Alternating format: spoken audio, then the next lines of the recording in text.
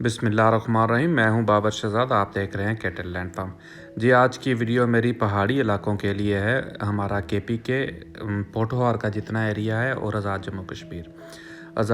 जम्मू कश्मीर के लिए ख़ास तौर पर, क्योंकि मैं उस एरिए को जानता हूं और हमारे जितने भी ट्रेडिशनल दरख्त थे पहाड़ों पे वो तो हमने लिए हैं काट। इस वजह से अब हमें ज़रूरत है कि हम उन पहाड़ों को इस्तेमाल करके जो हमने ऑलरेडी दरख्तों से खाली कर दिए हैं उन पर हम नए तरीके से मॉडर्न फार्मिंग की जाए।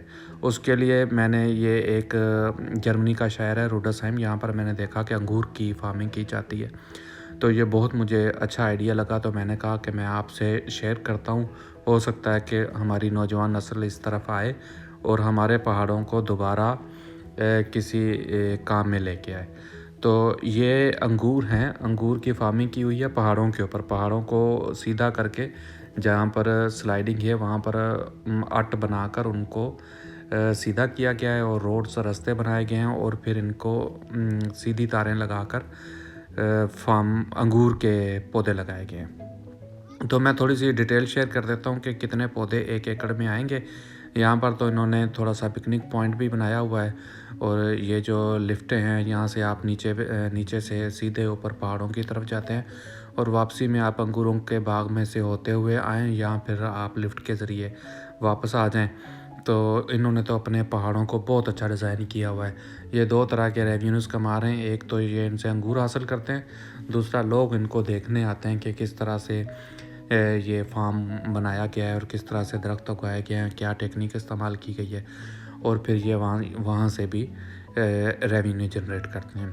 तो मैं आपको बताता हूँ कि इन्होंने कितने पौधे 1 एकड़ में लगाए। मैंने थोड़ी सी कैलकुलेशन की है।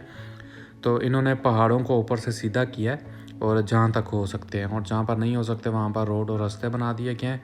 फिर जो नीचे वाला बेल्ट आता है वहाँ पर इन्होंने दोबारा से सीधे करके फ्लैट ज़मीन नहीं की है, वो पहाड़ी जिस तरह से पहाड़ होता है ऊपर से नीचे की तरफ, लेकिन उसको सीधी जहाँ पर मिट्टी है उसको सीधा साफ़ कर लिया गया है। तो इन्होंने क्या किया है कि पिलर लगाए हैं छोटे छोटे, 5 फुट पे 6 फुट पे एक पिलर लगाया है सीमेंट का और उसमें से 3 तारें गुजारी हैं। 3 तारें गुजार कर उसमें इन्होंने 5 फुट की दूरी पे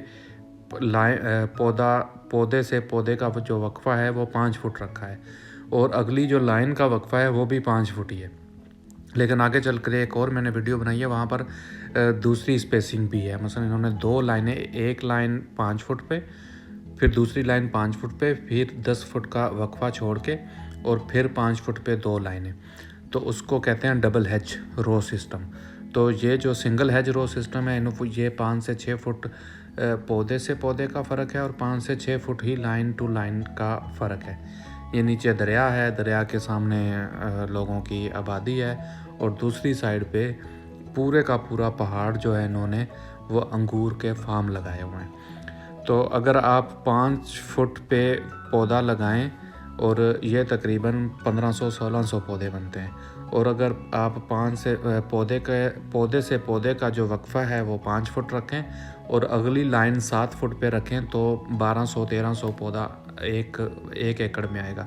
अगर 1000 पौधा भी उसमें सही निकल आता है और उस पर 5 से 6 किलो अंगूर, 10 किलो अंगूर लगते हैं तो ये 7-8 टन 10 टन आराम से आपका इसमें से फल निकलता है। ये छोटे से इन्होंने पिकनिक पॉइंट भी बनाए हुए हैं, लोग आते हैं, देखते हैं और एंजॉय करते हैं और नीचे पानी भी बह रहा है, दरिया बह रहा है और ऊपर अंगूर बड़ा बेहतरीन इन्होंने जो है ना डिज़ाइन किया है। इस तरह से हम भी अपने पहाड़ों को डिज़ाइन कर सकते हैं, लेकिन क्योंकि ये तो बहुत ख़र्चे का काम है, लेकिन अंगूर लगाना कोई इतना ख़ास खर्चा नहीं है। हमारे इलाकों में बहुत ज़्यादा बारिशें होती हैं और उन बारिशों के पानी को ही हम इस्तेमाल करें, हमें ग्राउंड वाटर इस्तेमाल करने की ज़रूरत नहीं है। और ये पौधे बड़े सस्ते मिलते हैं, 40-50 रुपये का एक पौधा मिलेगा और इनको हम 5 फुट पे लगा दें। और लकड़ी का भी इस्तेमाल किया जा सकता है, लकड़ी के पिलर लगा के और उसके अंदर 2 से 3 तारें लगा के और उसके ऊपर हम अंगूर की जो है ना वो बेलें चढ़ा दें। ये क्योंकि अंगूर की बेल वैसे एक जो बेल है वो बहुत दूर तक भी फैल सकती है, लेकिन ये मैंने थोड़ी सी रिसर्च की तो मुझे पता चला कि ये अंगूर जो है ना अगला 5 फुट पे इसलिए लगाते हैं कि ये एक अंगूर पे एक बेल पे सिर्फ 5 से 6 गुच्छे लेते हैं और उसमें क्योंकि ग्लूकोज का लेवल फिर ज़्यादा बेहतर होता है जो फ्रूट है उसमें। अगर एक फ्रूट जो है वो जड़ से 15, 20, 30 फुट की दूरी पर होगा तो जितनी वो दूर होगा उतना ही उसमें ग्लूकोज का लेवल कम होगा। तो इस वजह से ये जो है ना वो पास पास लगाते हैं। और दूसरी वजह ये है कि अगर आपका एक पौधा ज़ाया हो जाता है तो वो बहुत ज़्यादा एरिया जो तुम्हारा फ्रूटिंग एरिया उसको इफ़ेक्ट नहीं करता। तो ये देखें, ये उन्होंने 2 लाइनें लगाई हैं 5 फुट पे, फिर 10 फुट का बीच में गैप है, फिर 2 लाइनें 5 फुट पे, फिर 10 फुट का गैप है, फिर 2 लाइनें 5 फुट पे, और पौधे से पौधा जो है वो है 5 फुट पे। तो इस तरह से 1500-1600 पौधा 1 एकड़ में लगता है। तो अगर आप 1 एकड़ में 1500 पौधा लगाते हैं और वो सिर्फ 5 किलो भी एक पौधे से फ्रूट हासिल करें तो ये 7 से 8 टन 800 किलो जो है ना वो फ्रूट हम इससे ले सकते हैं। तो बड़ा बेहतरीन इन्होंने इस्तेमाल किया है पहाड़ियों का। छोटी छोटी सी पहाड़ियाँ हैं और उनका देखें कितना ज़बरदस्त है।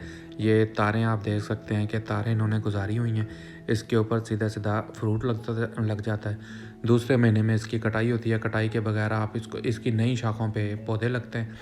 और इसी तरह से इन्होंने एप्पल के फार्म भी लगाए हुए हैं। जो सेब की फार्मिंग है वो भी हाई डेंसिटी पे होती है। तो हमें जो है ना ये देखें सामने जिस तरह से हमारे पहाड़ हैं, हम भी आर्ट बनाते हैं, तो ये इन्होंने पत्थर का वो बनाया हुआ है, सामने रोड सामने रास्ता है, उसके ऊपर फिर पहाड़ी शुरू हो जाती है। तो ये देखें कि कितना बेहतरीन इन्होंने ये पहले एक बेल्ट बनाया, फिर उसमें जहाँ पर मिट्टी है वहाँ पर इन्होंने पत्थरों से एक दीवार बनाई, उसके ऊपर फिर एक पौधे, फिर पत्थरों की दीवार, फिर ऊपर पौधे। तो कोई भी जो जितनी भी फार्मिंग है ये आजकल हाई डेंसिटी पे होती है, रो टू रो और हेज सिस्टम इसको कहते हैं। आप जो लाइन में ज़्यादा पौधों की तादाद होती है, फिर बीच में गैप, और फिर जो लाइन होती है वो पौधों की तादाद बहुत ज़्यादा होती है। तो इसमें ये मैंने देखा कि यहाँ पर जितने ज़्यादा पौधे हैं, अगर इनमें 5-5 किलो भी एक पौधे से निकले तो 7-8 टन आराम से 1 एकड़ में हम निकाल सकते हैं।